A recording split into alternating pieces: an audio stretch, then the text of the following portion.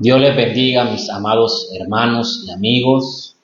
En esta hermosa hora quiero compartirles otro tema relacionado con escatología, conocido como la angustia de Jacob, y qué significa la angustia de Jacob, y estaremos hablando a dónde podemos encontrar esto en la Biblia y cuál es su cumplimiento. Este tema está relacionado 100% con la nación de Israel, aunque va a depender mucho el punto de vista teológico, como lo presentan cada una de las religiones a nivel mundial.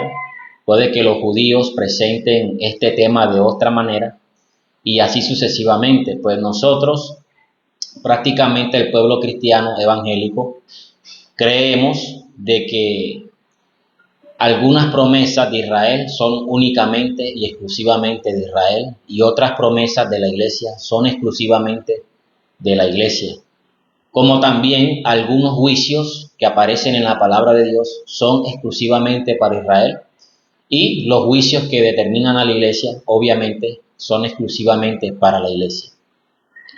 Donde encontramos por primera vez el texto de la angustia de Jacob, aunque hay diferentes versos bíblicos en el Antiguo Testamento que nos hablan de este tiempo de angustia.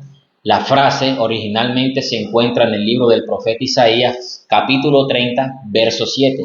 Prácticamente todo el capítulo habla de lo que ha de acontecer en el fin de los tiempos a la nación de Israel. Pero el verso clave de este capítulo, donde nos habla de la angustia de Jacob, se encuentra en el capítulo 30, verso 7, donde dice: ¿qué dice? Cuán grande es aquel día, tanto que no hay otro semejante a él, tiempo de angustia para Jacob, pero de ella será librado. Amén. En nuestra opinión, el tiempo de angustia de Jacob corresponde a la tribulación de 7 años, y precisamente a la mitad de esos 7 años, llamado la gran tribulación. En los versículos anteriores del capítulo 30 de Jeremías, el Señor le habla al profeta acerca de Judá e Israel, y en el versículo 3 precisamente el Señor promete que en un día futuro traerá tanto a Judá como a Israel de vuelta a la tierra que Él les había prometido a sus antepasados. Sin embargo, su regreso traerá consigo muchas angustias. Qué terrible será aquel día, por el verso bíblico que acabamos de leer anteriormente. Al igual que Jeremías, Jesús también en el Nuevo Testamento habló de este tema o de este punto de la angustia de Jacob, donde el Señor dice: gran tribulación cual no la ha habido nunca desde el principio del mundo hasta ahora, ni la habrá. Mateo 24, 21. El Señor también utilizó algunas de las mismas imágenes que Jeremías vio en la antigüedad. Por ejemplo, en Mateo 24, versos 6 y 8, Jesús dijo que habrían apariciones de falsos profetas o de falsos cristos, de guerras, rumores de guerras, hambre, terremotos, y a eso le llamó el Señor principio de dolores de parto, como la mujer cuando está encinta que va a dar a luz, que sus dolores se aumentan con el paso del tiempo hasta llegar a dar a luz. También Pablo describe en el Nuevo Testamento algo que se le llama la tribulación, utilizando el símil de los dolores de parto. Por ejemplo, en Tesalonicenses capítulo 5, verso 3, el apóstol Pablo dice: cuando digan paz y seguridad, entonces vendrá sobre ellos destrucción repentina, como los dolores a la mujer encinta, y no escaparán. Este evento ocurre después del rapto y el levantamiento de la iglesia, lo cual aparece en Primera de Tesalonicenses capítulo 4, verso 13 al 18. Pero lo más importante de este tema de la angustia de Jacob, quiero relacionarlo en esta hora con un pacto de paz y de seguridad que Israel ha de firmar en algún momento de la historia.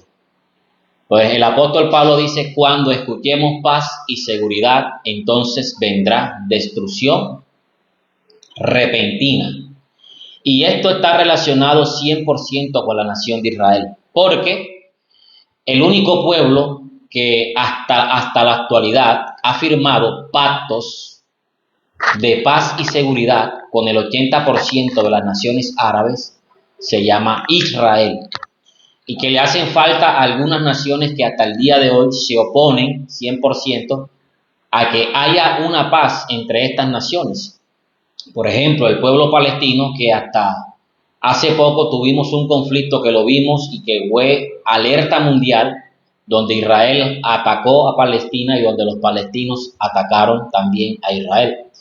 Pero este pacto, como lo dice el profeta Daniel, en el capítulo 9, verso 27, Daniel dice, y por otra semana confirmará el pacto con muchos, pero a la mitad de la semana hará cesar el sacrificio y la ofrenda. Después con la muchedumbre de las abominaciones vendrá el desolador hasta que venga la consumación y lo que está determinado se derrame sobre el desolador. Aquí el profeta Daniel nos habla de un pacto, ¿verdad? Que este príncipe descrito en versos anteriores a este verso 27 de Daniel, nos habla de un príncipe que hará un pacto con esta nación, con este pueblo de Israel. ¿De qué trata ese pacto? El pacto trata obviamente de paz y seguridad, pero también habla de la libertad de culto que hasta la actualidad Israel no puede gozar en un 100%, ya que no tienen un templo donde sacrificar, no tienen un templo donde ejecutar sus ceremonias descritas en el libro de Levíticos y tampoco pueden ejercer el sacerdocio que ellos ejercían en la antigüedad por falta de un templo. Entonces, este pacto tiene como seguridad y paz que ellos puedan construir su templo, puedan ejercer su religión judía, puedan ofrecer sacrificios, puedan ejercer el sacerdocio levítico nuevamente y así sucesivamente. Pero, ¿qué sucede? Que a la mitad de aquel pacto, que está obviamente firmado por un determinado tiempo de 7 años, a la mitad de aquel pacto, aquel príncipe ha de cortar o de colocar pausa a ese pacto. Es decir, no va a cumplir con firmeza lo que firmó con anterioridad con los judíos. Y ese pacto caerá al suelo. Quiere decir que este hombre o este príncipe que firma este pacto con la nación de Israel o que hace firmar este pacto con las naciones árabes, la que hace falta, quitará nuevamente del templo el sacrificio, las ofrendas y las ceremonias levíticas que están descritas en el libro de los levíticos. Este pacto, Isaías lo llama, en el verso 15 del capítulo 28, Isaías lo llama el pacto de la muerte. Porque los israelitas o los judíos estarán seguros que ese príncipe es el príncipe esperado por ellos, el gran Mesías, el Señor, el Hijo del Padre que ellos están esperando. Isaías le dice a la nación de Israel, por cuanto habéis dicho, pacto tenemos con la muerte e hicimos convenio con el Seol.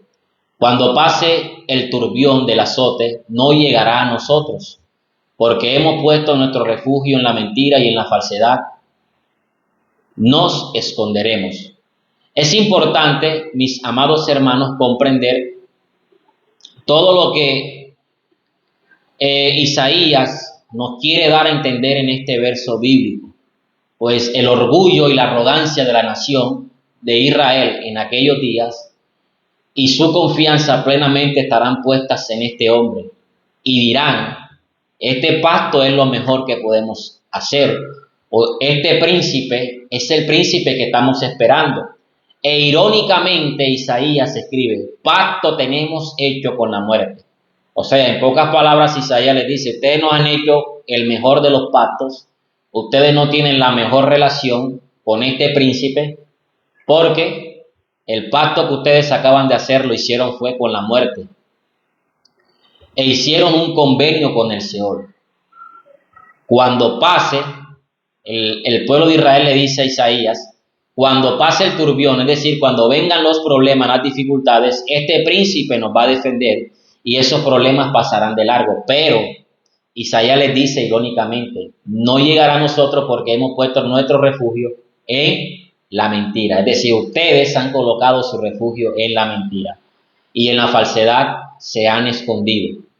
Pues es así, mis amados hermanos, como Israel firmará un pacto con este príncipe que prometerá a Israel religión, libre expresión de culto, libertad territorial, porque hasta el día de hoy no lo tiene, viven en alerta 100% todo el tiempo.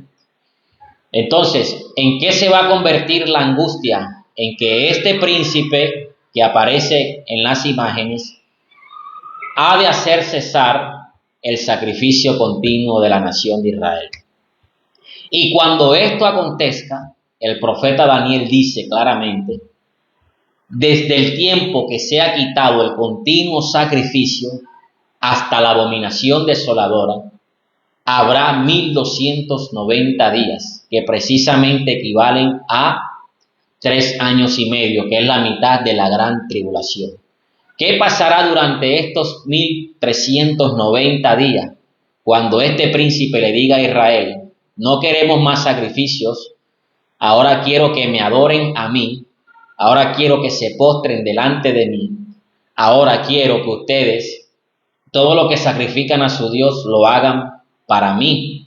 Entonces, el profeta Daniel dice, la abominación desoladora. Y esta palabra abominación desoladora fue algo que aconteció en la historia donde un príncipe también, llamado Antíoco Epifanes, cogió un cerdo o una cerda, la degolló y derramó su sangre en el lugar santísimo. Cosa que para los judíos, primero que todo, el animal, el cerdo es un animal abominable. Y segundo, el lugar santísimo es lo más preciado y lo más valioso, pues representa la misma presencia de Dios. Entonces, este príncipe que aparece en Daniel capítulo 9 también ha de hacer una abominación desoladora prácticamente parecida a lo que hizo este príncipe llamado Antíoco Epifanes.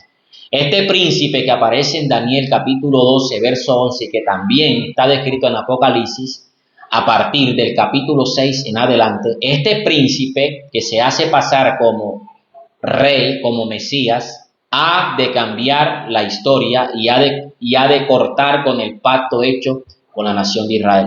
De aquí en adelante comienza a acontecer lo que se llama la angustia de Jacob, porque de aquí en adelante la persecución, la destrucción al pueblo de Israel, a Jerusalén, como está descrito en el profeta Zacarías, que las mujeres serán llevadas cautivas, los niños serán asesinados, y todas estas cosas que están prometidas en Apocalipsis capítulo 6 hasta el capítulo 12, donde se describe 100% la angustia que ha de pasar el pueblo de Israel, llamado al arrepentimiento en aquel tiempo.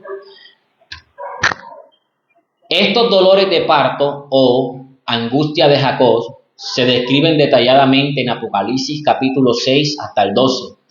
Y uno de los propósitos de este tiempo de angustia o de tribulación para Israel, o como lo conocemos y estamos explicando el tema angustia de Jacob, es traer a Israel de vuelta al arrepentimiento, mis amados hermanos. El deseo de Dios y el propósito de Dios para pasarlos por la gran tribulación o para hacerlos pasar por la angustia de Jacob es que Israel reconozca 100% a su Dios, es que Israel se vuelva de todo corazón y se arrepienta de sus pecados.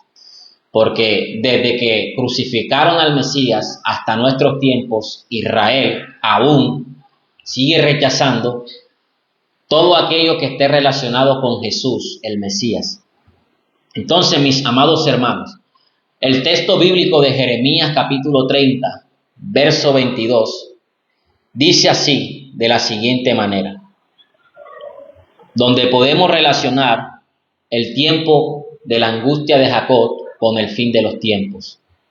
Dice, y me seréis por pueblo y yo seré vuestro Dios. El deseo de Dios es que Israel se vuelva, es que Israel reconozca a Jesús como su Salvador, es que Israel le reconozca 100% como su Rey. Amén. Oseas también dice algo parecido al profeta Jeremías. Oseas dice de la siguiente manera, en el capítulo 6, verso 1 y 2. Oseas dice, venid y volvamos a Jehová, porque él arrebató y nos curará, hirió y nos vendará, y nos dará vida después de 2 días, en el tercer día no resucitará, viviremos delante de él. Todos estos versos bíblicos nos hablan de que Dios pasará por este tiempo de tribulación, por este tiempo de persecución, por este tiempo de dolor y de angustia a Israel para hacerlo volver de sus pecados. Pero esto no está relacionado en ninguna manera con el pueblo evangélico, con el pueblo cristiano, ya que las promesas dadas a la iglesia es que nosotros seremos quitados antes de que estas cosas acontezcan sobre la tierra. Pues el propósito de Dios de la gran tribulación es trabajar 100% ahora, de aquí en adelante, con la nación de Israel, hacerlos volver de todo corazón al arrepentimiento y que le reconozcan como su Señor. Como dice el profeta Zacarías, llorarán por aquel a quien traspasaron y le llorarán como se llora por hijo unigénito. De esta manera, mis amados hermanos, quiero dejarles claro de que el tiempo de la angustia de Jacob es un tiempo terrible y que nosotros como iglesia debemos prepararnos para huir de la ira venidera que ha de manifestarse en los últimos tiempos contra la humanidad. Por eso dice el capítulo 12 de Apocalipsis, dice, ay de los moradores de la tierra, porque ahora ha descendido Satanás con gran ira y furia, porque sabe que le queda poco tiempo. Es el tiempo, amados hermanos, de tomar en serio los caminos de Dios, de restaurar nuestra vida, de acercarnos a Dios y de buscar su rostro, antes de que todas estas cosas acontezcan. Dios le bendiga y estaremos en otra ocasión explicando nuevos temas que son de gran importancia para nuestro crecimiento. Amén.